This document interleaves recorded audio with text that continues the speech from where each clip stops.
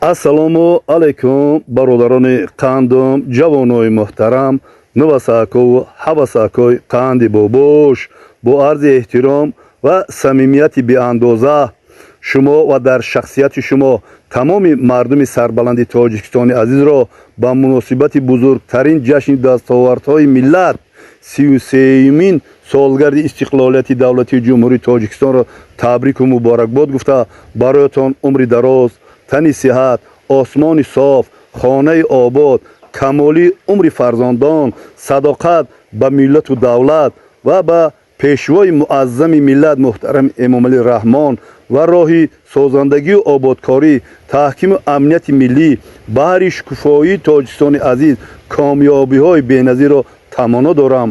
ҳамеша хонаободу хушбахту сарбаланд бошед. ҷашни истиқлол муборак, бародарони қандум, ҳамватанои азиз.